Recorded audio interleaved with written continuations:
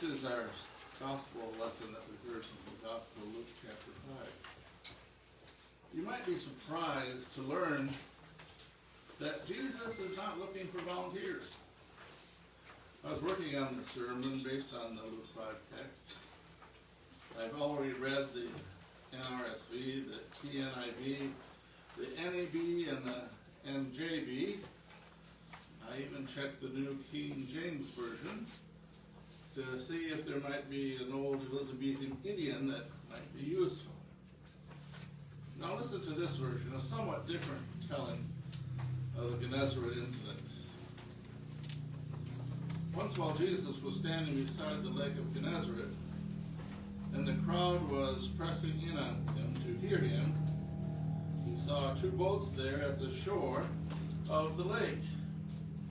Noting that one of the boat owners was a homely, shriveled man, Jesus then looked at the owner of the other boat.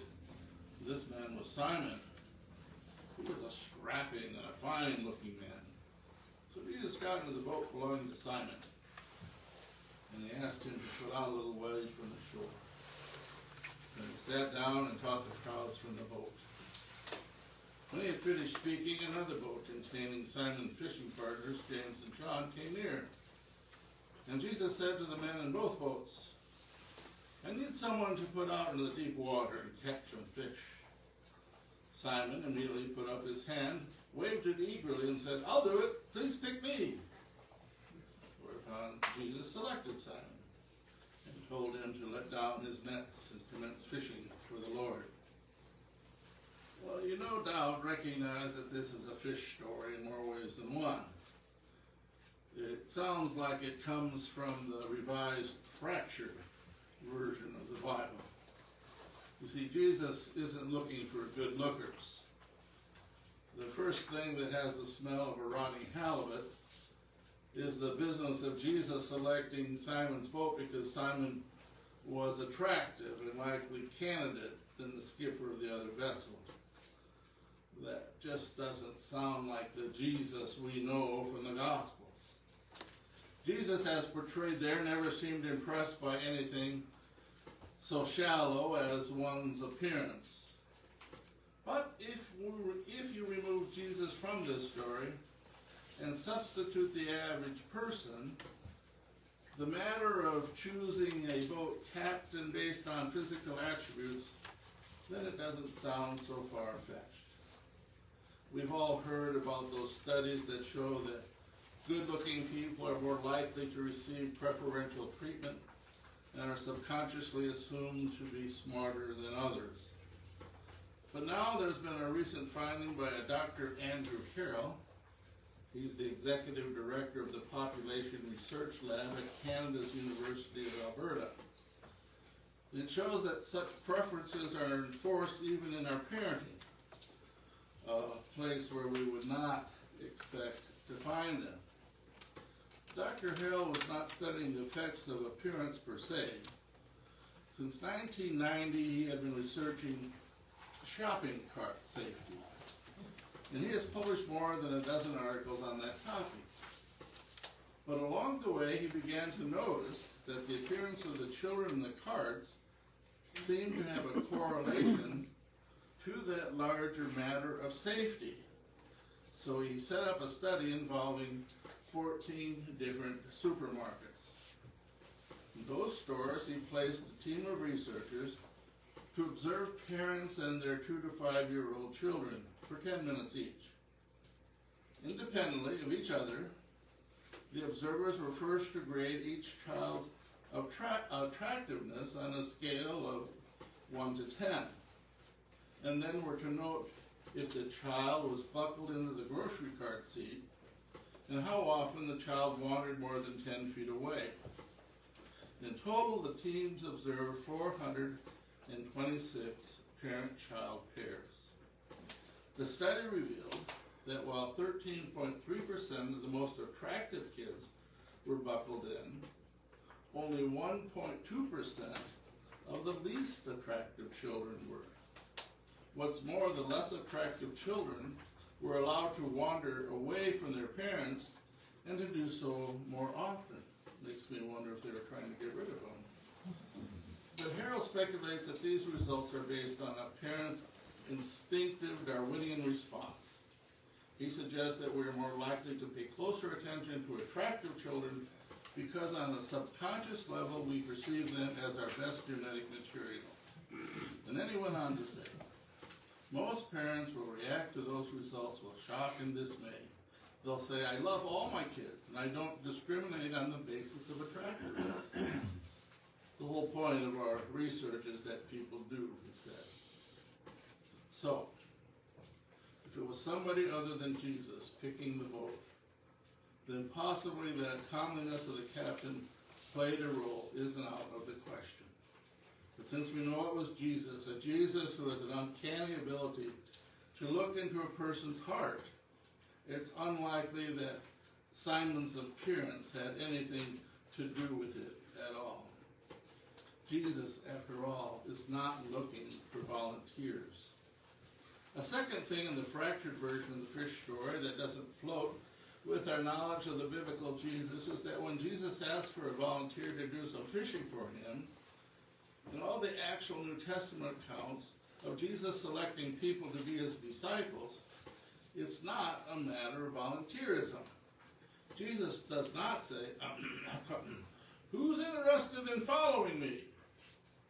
You, maybe? He uses the imperative. It's directed at people who are not expecting it. And often they seem to be the most extremely unlikely of candidates. Tax collectors, fishermen, skeptics, political zealots, and the like. Not the first people to come to mind when you're talking about the best genetic material. And what's more, on a side note, the people Jesus calls are usually in the midst of doing something totally unrelated, like making a living as professional fishermen. They generally aren't the ones wildly waving their hands saying, pick me, pick me, pick me. In fact, in all of the examples of the gospel records of people volunteering to be discipled, Jesus doesn't exactly turn them away, but he describes what they can expect as the disciples so starkly, it's doubtful that they would ever join his band. Jesus wasn't wild about volunteers. He did not choose me, but I chose you. Jesus is looking for a commitment.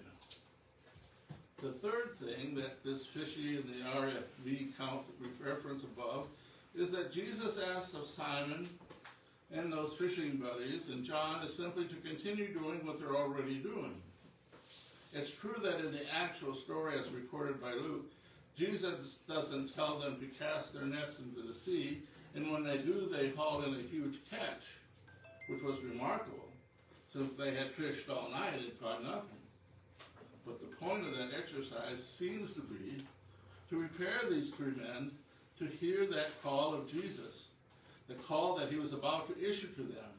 And since the fish haul accomplished Jesus' purpose, he could say that all the fish in the net were holy mackerel, not a red herring among them. Well, that miraculous catch opened these fishermen's heart. And they responded when Jesus asked them to do something that they would never imagine of ever doing. I want you to go out and be fishers of men. By the way, somebody else may have benefited financially from that big catch, but it wasn't Simon or James or John. Luke says they left everything on the shore and followed Jesus. Jesus still calls people to follow him today. And of course, it's helpful to look at what Luke's actual account tells us. That Jesus' call came to unlikely people who were in the midst of other things, who had no thought of volunteering. And then when Jesus made his wishes known, it was the real work in the new field that furthered God's kingdom. It's important for us to understand all of this because it helps us recognize what's going on with Jesus when he calls us. The story reminds us that Jesus is not impressed by any natural abilities. Jesus isn't impressed by our appearance, our talents, or anything we've made of ourselves.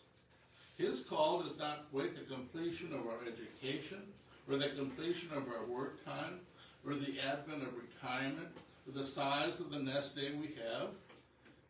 He comes at his time schedule. It comes not on our time schedule. We might actually be ugly kids in the grocery cart, but Jesus looks beyond all of that, and he looks at our heart. What Jesus asks us to do may or may not be in the line with the skills we feel comfortable doing. It may be an extension of some talent we've already developed, but it may just as likely be a use of the talent we didn't know we even had. But Jesus, when he looks at us, he knows. Traditionally, this idea of being called by God to a certain activity or task has been labeled our Christian vocation. And our vocation sometimes coincides with our employment, but sometimes it's some other duty for us in the kingdom. One pastor said that God gives Christian a vocation or calling so that we will not wander aimlessly in life. Our calling, the pastor said, is a kind of a sentry post we are asked by God to staff. Or maybe it will be a fishing shack or a trawling vessel. Well, the actual biblical version of this story also reminds us that Jesus may use his significant force to overcome our reluctance. Apparently, the only reason for the huge catch of fish was to open the hearts of these men, who had previously considered them, they did not consider themselves previously to be disciple candidates. And it worked too, because as soon as Peter saw the size of the catch, it really knocked him off his feet. He prostrated himself before Jesus and said, "Go away. Lord, I am a sinful man. I am not worthy to even be near you." Remember that old hymn, "Softly and Tenderly, Jesus is Calling"? It was a favorite for revival meetings and other services for altar calls, but there was a certain irony about it.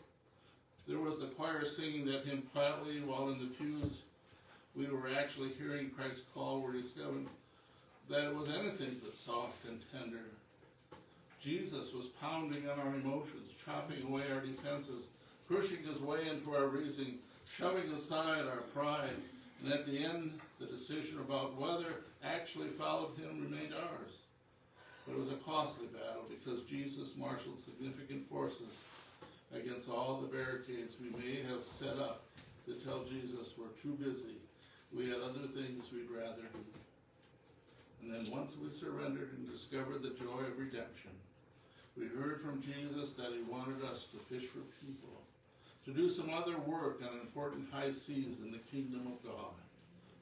Sheila Cassidy is a British doctor, and she went to Chile during the dictatorial rule of Augusto Pinochet, I don't remember him, to use her medical skills to minister in the name of Christ.